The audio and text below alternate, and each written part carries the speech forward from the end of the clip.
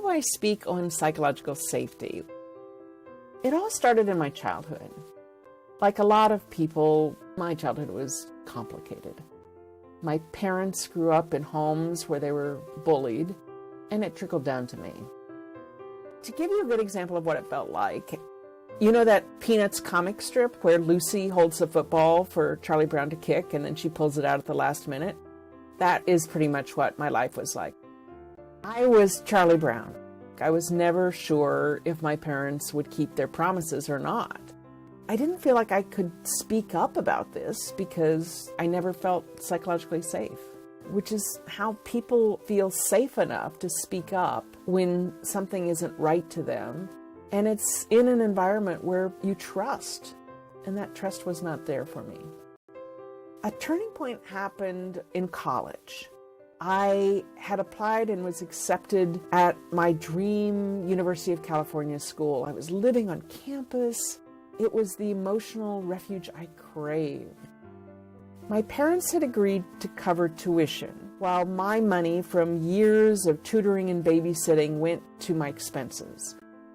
I remember when I would come home from a tutoring or babysitting job, I loved the sense of accomplishment that I felt when I put coins in my piggy bank and I could hear them clink. My first finals week of my first quarter, I was studying hard and my mother called. She was sobbing. I said, "Mother, what's wrong?" And she said, "Your father's been arrested." I was shocked. He'd never been arrested before. I couldn't imagine what had happened. She explained they needed all my tuition money for his legal expenses.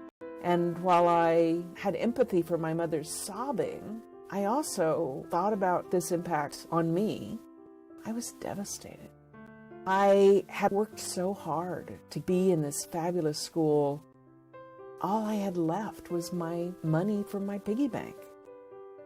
My mother's solution was to insist that I return home and attend the local community college. Determined to stay put, I worked 4 campus jobs.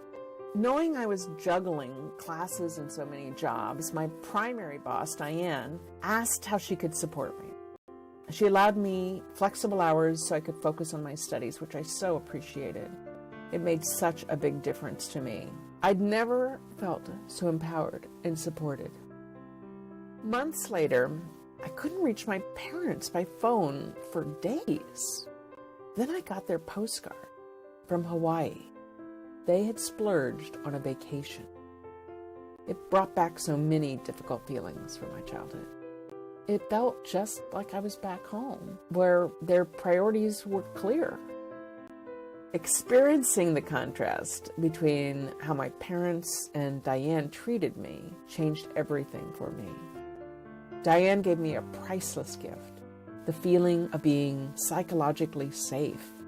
I wanted everyone to know this feeling. I focused all of my studies on how people could have this feeling at work.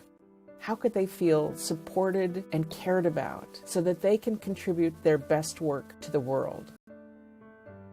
I've been sharing this gift worldwide with tens of thousands of professionals ever since.